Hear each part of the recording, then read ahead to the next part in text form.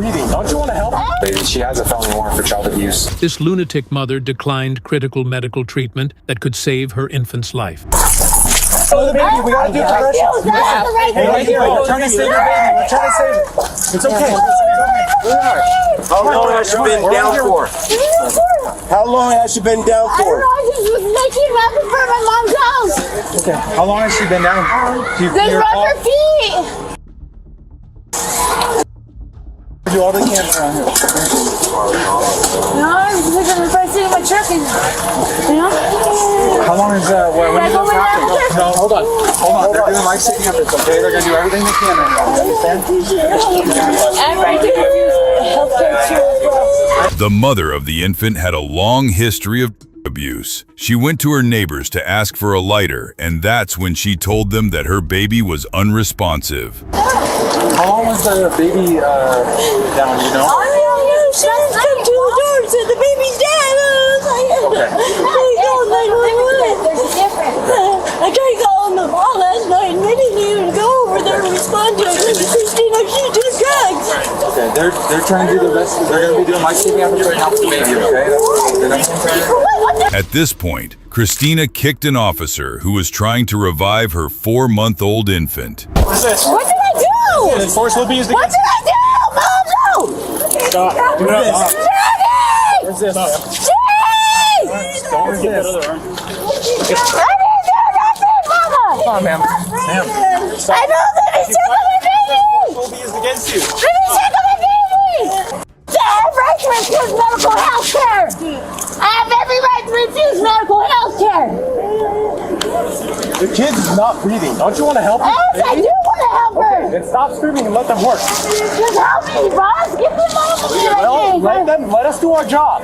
Right now you're being detained based on We're just patting her down right now. the neighborhood judge, the baby doesn't die. Either way, we're not grandma. After detaining Christina, the officers get a chance to talk to the witnesses, including her 12-year-old daughter. So, what happened when she showed up? She just come knocking on the door. I need a lighter.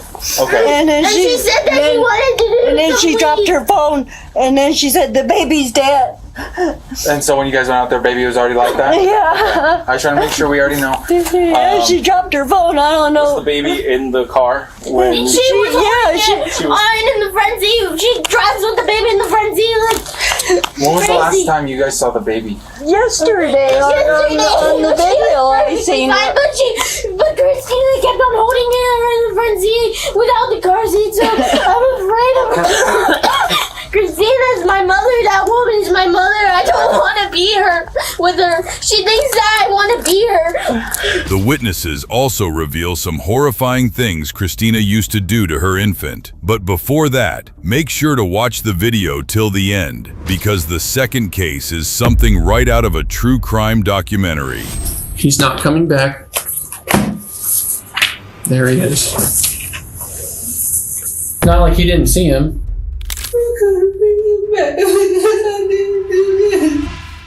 And what did she do when you guys found out? Did she try any life-saving efforts? No, she just went to the truck blowing smoke in her face. Blowing smoke in Amelia's face? Yeah.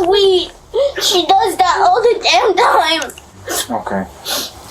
She usually be mean to And me. I go, you don't hear that guy telling you how to do that CPR. Okay. She wasn't listening. She runs away from the cops most of the damn time. She doesn't really care about me. She only cares about the male child because she's the favorite child of hers. So, but she has favorites. Do you know what she uses? No. She says that she does dope and stuff like that, and she usually sucks out her blood and puts it back in, and then she uses the water from her sink and then put it back in her bloodstream. I keep on telling her that's wrong, but she doesn't like to listen to me because she thinks I'm useless or something like that. And I asked her if she's doing drugs, and she said no. Does she ever do anything like that around Amelia? Yes, all the damn time at the trailer. What does she do? Like get a dope and like she keeps on doing the exact same She had the things I baby keep on sitting in telling her you. lap when video chat me. She had the baby sitting in her lap, and I seen the syringe. Okay. And that was last night, correct? Yeah. As the officer heads back to his patrol car, he gets hit with some devastating news. 29 discontinued resuscitation efforts on the infant at 09 by the NLP 21 in Illinois. The little baby was pronounced deceased. This is when the officer contacted Child Care Services to get more history on Christina. Got abuse charges and lack of supervision and inadequate clothing on. Okay. That one was substantiated in 2017. Also in 2017, emotional abuse was substantiated on the 2 older girls. The one in, well, it was January, educational neglect on the girls. Okay. That one was unsubbed. Lack of supervision on and Amelia. That was unsubbed as well. The officers then inform Christina's family about the sad news. For that poor 4-month-old baby killed mother's milk. Yes, something you saw? Gosh. I mean, she called and told you guys. Well, not you guys, but somebody in the police department. She told them. So how come the baby's dead now? Unfortunately, sir, I don't have an answer. I know you don't know. It's a rhetorical question. I know. Sorry. But I just I want... know none of you guys standing in front of me here are responsible, but still. And I understand that you're upset, and I can never understand exactly what you guys are going through right now, so I don't want to even push that I do. And I'm so sorry that you guys are going through this. Christina was charged with abandonment of a child resulting in death and abuse of child. With a joke of a verdict, she was sentenced to only 10 years in prison. This next mother ended the life of her son, but this case was so horrifying, it ended up being the reason a new law was introduced. In 2018, Shereice Stinson told Largo police that she and her son were on a walk when a man named Antoine approached her and asked her for a sexual favor, after which he knocked her out and kidnapped her son. Days later, the cops found some undeniable evidence tied to Shereice, which led to this interview. We've been to your house. Mm-hmm. They've been looking in every dumpster, trash can, lake, ditch, grassy area, everywhere, trying to find any explanation of where he might have gone or clue to lead us to where he is, so to speak. Okay. Is there anything you'd be concerned about we find around your house, in your house, at the apartment complex? You can go through whatever you want. I know, and I understand that. Whatever you want. But do you know of anything you'd be concerned about? No. Have you thrown away any clothing, bedding, anything over the past few days? I threw away a rug because his grandma brought us pizza. As we keep going through the story, we found some clothing today in the area you live, and it's concerning. I just want to show it to you in a few minutes, and we'll talk about it. We found some clothing that's got blood on it. Okay? And it's thrown away near the office of the apartment complex. Yes, that's from his chin. And I know exactly what you're talking about is some red sweatpants. Why are we just throwing that away now? I mean, that's not normally thrown it away. Like, they do whatever they want with the trash. Because I have proof to show you that I get yelled at. What other clothing was with that set? I have no idea. Fully connecting the dots and what you're saying, it's just too. It looks far-fetched.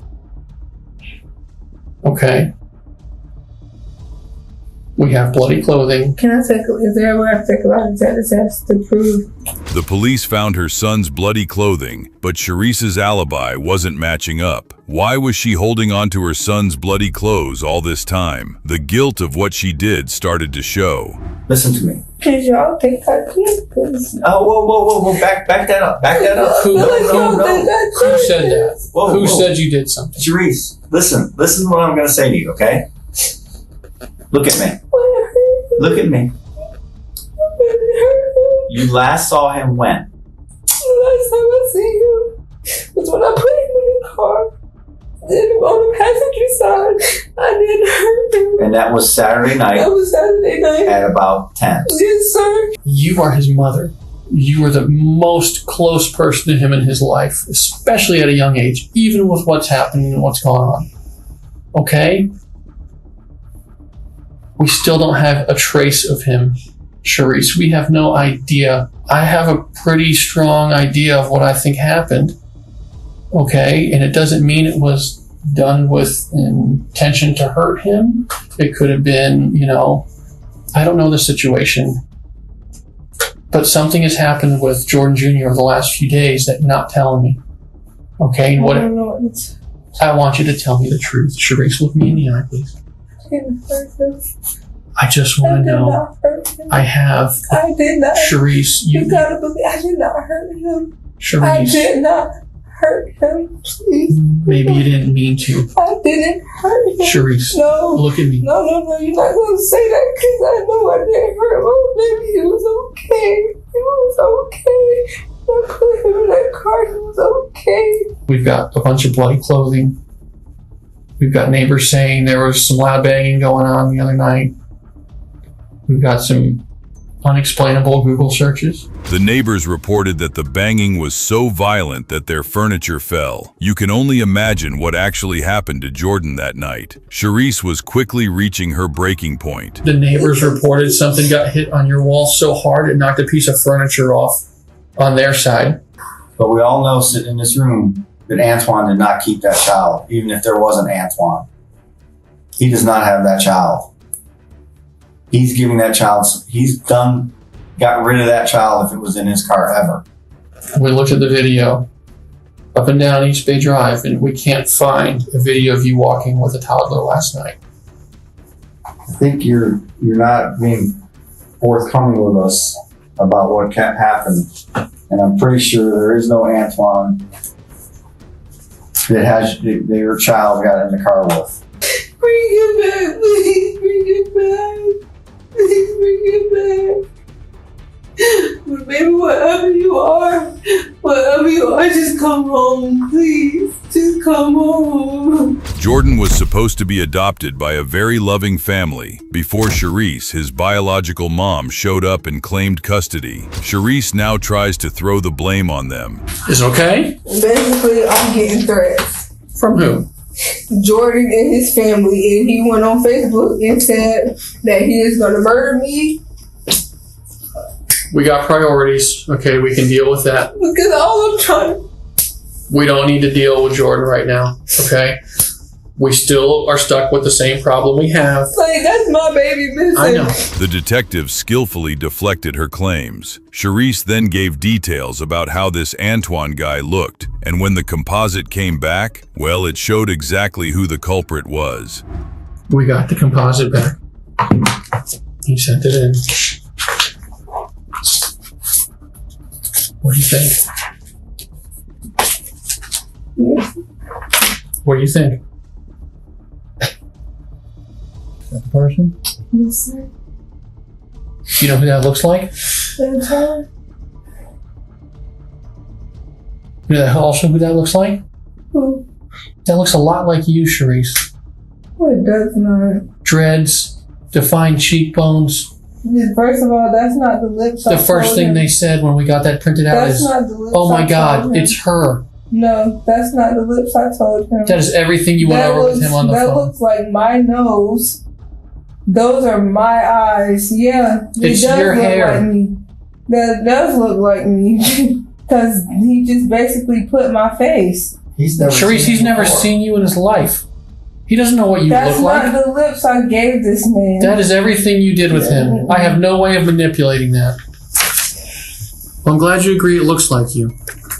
Shereice told detectives that Jordan was having seizures the night before his disappearance, which started because he fell and hit his head and leg. Even in that state, she took him for a walk. When a kid gets hurt and they're having a seizure and a parent calls 911, there's nothing suspicious about it. But instead, we're supposed to expect he recovered from this seizure, completely normal in a few hours, to have a normal Saturday, and then we go walking away. And not only that, His grandmother. She could have came inside. Hey, you know what she told me? She said that you told her, she said that you told her that Jordan wasn't feeling well and you didn't want him to see her. I never. That's what she said. Well, she's lying because Everybody else is fucking lying, right? You know who I haven't proved as a liar yet? Came inside. Finally, the search was over, and detectives found Jordan's body in a wooded area near Shereice's house. It was time to confront her. And then when you walk by right there, you still have the backpack that you dumped in the dumpster near the apartments that you made this whole story up about Antoine. No, I don't believe you one bit, Shereice. Yes. You are a liar. No. You have not told me the truth all week. No. That is a fact. That is a fact. The fact is he's there and he's dead. The fact is you walked by after you left him there in the woods behind that dumpster. You left him there and you carried his backpack and you left it here. And you made all this shit up to make it look like you're not a monster. You are, because you don't even have the courage to tell your son's story. Something happened to him when you were responsible for him. I don't know if he was dead when you left him or if you just left him there in the woods all alone, dying. You didn't do anything but leave him. You left him there. You walked away from him. You went there last night to see if he was still there, and he was. I saw him with my own eyes. I found him with my group of people. We found him right where you left him, wearing the clothes, wearing the shoes. Your lies are over. This is your chance to be honest. It's all out on the table, Shereice. People will know this. People will know this story I just tell you. And you can choose to do the right thing and tell us what happened at the apartment that night. Or that's how the story goes.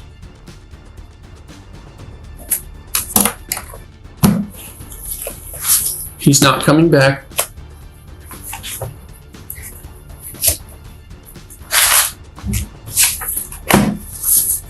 There he is.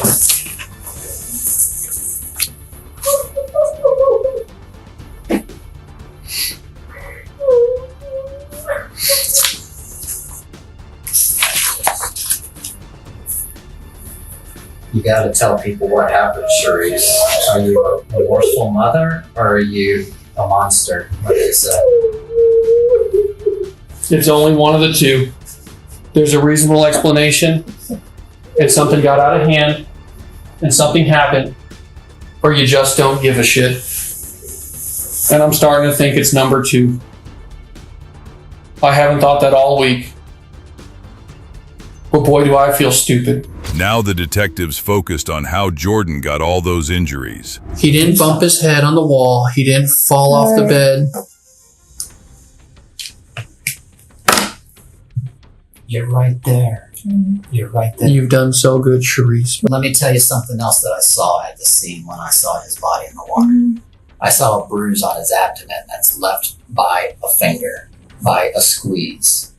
And what that probably is... Because all I remember is him having... That's him. He has a birthmark right here. No, that's it's not a birthmark. Let me see that. Because... You're not going to be able to see it. Well, yeah, you probably will. Where? Right there. That's a bruise. That's not a birthmark. You said his birthmark's on his right side over here. You know what that is? This is a bruise. You know what that is? That's somebody grabbing the baby and hitting them against something. That's what that is. Yes. I told you I've been doing this forever, right? I've seen everything. I've seen it all. Finally, after numerous interviews, Shereice comes clean. What part of his head did you hit with your hand? I hit the front of his face. Like right here? He was gone. At that point. He was gone or he was dead? He was dead. And then you put him. I left. Where did you put him? I raised him up and I sat him over the fence. Was he still alive? I don't think so. I doubt it. How did you lose your shoe? Shereice was served 50 years behind bars for the gruesome murder of her own infant. This horrifying act of discipline got turned into a brutal murder. James and Grace were the adoptive parents of Derica Chavon. Both had underlying health issues and weren't fit to take care of their daughter. On October 14th, 2017, Grace called Veronica Posey, Chavon's cousin, to discipline her. What happened next was something so horrible you won't even think it was real. I end up in jail behind these kids because they're out of control. So I hadn't been over there in about a month or so. They're good kids, but at home, they're holy terror. And I told my aunt, I said, you know what? They know James has a disability. He has short-term memory. And you need to get your hand taken care of. So you don't have to be codependent on them. And they can stop acting like they're grown and run the house. They called me and asked me to come get them because they knew that I would, be good to them. And they don't give me no problem. It's just when they get home. But all of a sudden, Chavon, from what I could hear from my aunt, was defiant everywhere she went, stealing from the school, getting disrespectful with the principal, and they was telling me she talked to the beautician like she was a dog yesterday. They don't get disrespectful from me because I told them, I said, I'm gonna spank you. You're not gonna run over me. You're not gonna talk to me no anyway kind of way. You're only 8 and 9 years old. You got to respect your elders. After telling the detective of how caring she was, Posey now gets to the meat of the matter. This is where we get to learn the torture Derica endured. So Grace hit her with the belt about, I don't know, maybe 10 licks or something like that. Now, was James there? Yes. So James was helping you restrain her. Yeah. First of all, she took a knife when Grace locked the door last night so she could unlock the door to get out so she wouldn't get a whooping. Okay. And part of the knife is stuck in the lock. Then Grace was telling me about the knife and the hammer. And James was talking about how she was talking back at him and how she had got into Grace's face. And she's been really abusive. And this is not the first time, but this is the first time it's been this terrible. And so I said, Siobhan, later, I'm gonna whoop your butt. So I had the little ruler with the little light pipe on it in my hand, not take together nothing. I caught her by the shirt and we were at the chair. And I said, sit down. And she wouldn't sit down. She was bucking and rolling and everything. So I said, okay, Siobhan, get on your knees. Cause she was in front of the chair. You like holding on the wall to keep from sitting down. Okay. So I said, get down on your knees, Siobhan. Just fall on your knees. And when she went down on her knees, I had an opportunity to restrain her. And I sat on her to try to restrain her. And she kept kicking and bucking against the wall. And she said, Cousin Veronica, I can't breathe. I said, oh, Siobhan, you playing? Yes, you can. I said, you have room to raise your head. And I'm not on your whole upper part. I'm just sitting on the rear end of you.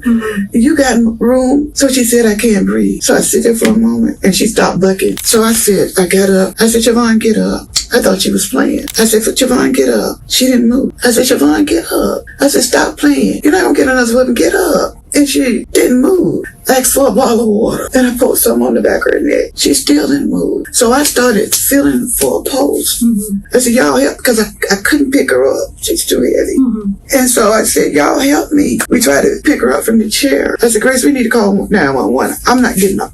I didn't get nothing. I said, we need to call 911. And her phone was right behind me, so I called 911. And so the operator told us to turn her over. So me and James and Grace, we turned her over on the floor, and then he told me how to do chest compressions. But she didn't come around, and that's what happened. Okay. It wasn't intentionally. I loved him and they loved me. But they would give me a respect that they wouldn't give my aunt and uncle. You could take them anywhere normally and they'd do fine. But at home, they were destructive. They just were like animals. I hate to ask you this question, but it is kind of relevant. I know I hate when people ask me, but how much do you weigh just about? 320, I think. 320, okay. All right. So how did it go from she's being respectful to you to spanking her? How did it get to that point where we can't talk anymore? Now it's got to be we were restraining her for Grace because Grace was the one that was punishing her. Okay. And she was bucking against Grace, and she refused to cooperate with Grace to get the whooping Grace was going to give her. I say whooping, a little light belt. So what was the punishment for? What was the whooping going to be for? Grace was getting on her about talking to her so disrespectful, about the knife, about the tip of the knife in the doorknob. I think the hammer. I don't know. Okay. I But wasn't. it's kind of for everything. It was for everything. And that was the punishment that she was going to carry out. Yeah. Okay. So you said it was a belt? Yes. She was laying down, but in the process of Grace hitting her, she jumped up and she started kicking and bucking and refusing the punishment Grace was giving. Okay. So then that's when I stepped in. A 320-pound woman sat on a child and suffocated her till she passed away. Siobhan's adopted father was next in line to be interviewed, and he was definitely trying to hide something. So I've already gotten the other stories about what happened. Okay. So I'm having a little issue here as far as information on where you were when all of this was happening. Okay. I'm getting information that you were there while Siobhan was on a chair and Veronica was on her. Who told you that? Well, I'm not going to sit here and tell you who told me, but I've already talked to the two other people involved, and that's the information that I've got, is that you were there. And if you're there, it is what it is. You know, we can work around it and we can work with you on it, but I don't want you to sit here and try to minimize what you saw. I'm not. This is a serious offense. I understand that. Yeah. She's no longer here. I understand that. But I wasn't out there when that happened. So when you came out, they were actively trying to give her CPR on the floor? Yeah. Okay. So that's not what they told me. What did they tell you? They said they asked you to help move her off of the chair. And if that's what it is, look, I want you to just be honest with me here, because it looks bad if you're trying to say things that aren't necessarily true. It looks bad if we don't get the real story from you. That's what I'm trying to do. I did come out and move her off the chair to the floor. Okay. But the damage would have been done. Right. Okay. Yeah, and I mean, moving her off the chair. To the floor so they can turn her over and see what they can do. Okay. That's all I did. You came out. Veronica was still sitting on. She was standing up. I guess she had been sitting on her. I don't know. I went up. She said she sat on it for a little while. What was I supposed to do at that point? If two people that are separated are saying the same thing, and then this person's saying one thing, what else am I supposed to do? So they're saying that you were in there while Veronica was sitting on Siobhan. And if that's what happened, that's just what happened. But I don't want you to make up little stories that's gonna hurt you, you know? I just need to know what you saw. I'm really too old for this. But I couldn't see it. My chair's here. There's a desk here. It was piled full of bugs. I had to get up and do like that. Okay. And that's understandable. You had stuff in your way. You were sitting there in the chair. But I thought about it, and they tell her to get up off the child. But I didn't do it. I guess that's on me. Okay, so what made you say, Veronica, get off of her? What was happening to make you say that? I didn't say it. That's what bothers me. You didn't say it? No. Okay. What? Not that I wanted her to continue to sit on her, because that's a little child. Yeah. But I guess I just didn't do it. So for that, I'm very sorry. At this point, James confesses on how long Veronica actually sat on Siobhan. I guess she sat there for a while. How long would a while be? I can't tell you that. I don't know. Okay. Can we try to guess? Would it be a minute, 5 minutes, 10 minutes? More towards the last 10. 10? So this whole incident of Veronica sitting on Siobhan, you're thinking maybe was more like 10 minutes? That's what I'm thinking. At the end of a jury trial, all three of them were sentenced to prison. James Smith, 10 years for aggravated manslaughter. Grace Smith, 20 years for aggravated manslaughter. Veronica Posey was given a life sentence, the harshest possible sentence the judge could give. But this next case was able to completely fool the cops and get away. March 27th, 2024, police visited the mother of 4-year-old Ariel Garcia, who was reported missing by his grandparents at 7 a.m. earlier that day. What's going on today with you? And sounds like the cops have been talking to you already. Yeah. So You got some blood drops on your shoe. Yeah. Okay. So my son fell this morning earlier. Oh no. Yeah, but I was able to take him to the doctors and everything was okay. I took him with another lady so she can watch him for me, because I wasn't staying at home. I had problems going on with my parents and they didn't let me in the house. So I was staying with another lady. She was super sweet. That's where my son fell. And then but we left. So I was like, okay, you know. I went to another lady's house and I told her if she could watch him for me. I wanted to come get, you know, I wanted to fully recover. I'm an alcoholic. So I was like, if you can watch him for me for 12 months, that'd be amazing, because I'm not talking to my mom, and she's the one that has like just like a notarized paper saying that she has legal custody of them, but I have legal custody of them. She's not letting me see my older son, so I'm a little. That would be really hard. Yeah, I'm a little bit upset about that one. So I'm here now and everything's okay. Everything was definitely not okay, and when the deputy asked her where she left her son, she had a pretty shady story. Who's the friend that you left him with? I left him with another lady. I don't have her information. Oh, well, that's not gonna cut it. We gotta figure out where he's at. Tell me the location where somebody could go and check on him and make sure he's okay. In like SeaTac area. Okay. Seattle. More specific? I don't have an address. Nothing. Who's the friend? How do you know the person how did you pick the person? She's a longtime friend that I know. Okay, what's her name? That's all I know. Okay, and you've known her? Number or anything? Okay, but you've known her for a long time. So how did you reach out to her? So I reached out to her because I needed help. How did you reach out to her? I found her number on my old Facebook, but I no longer have a Facebook anymore. So. Okay. So something you signed back into?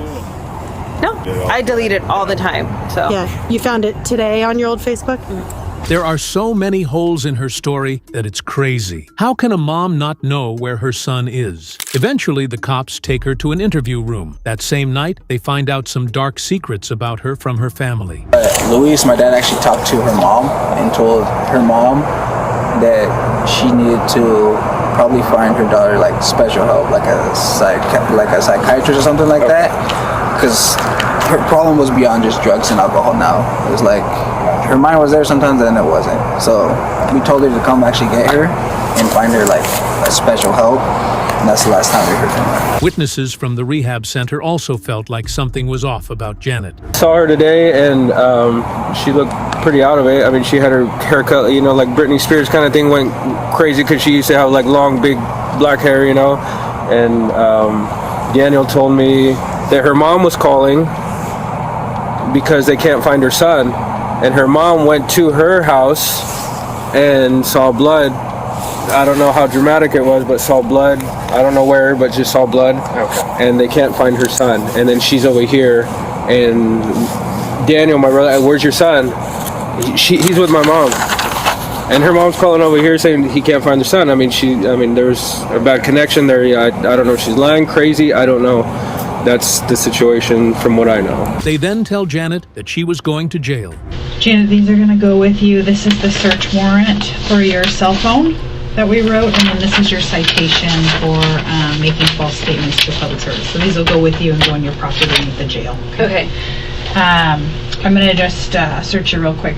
Ariel's body was found about an hour away from her rehab. He had suffered 40 stab wounds, with many of them being defense wounds. Janet plead not guilty and is awaiting trial as we speak. Crazy people aren't a shortage in America, just like this kid who held his lover hostage. Make sure to check the video out if you like this one.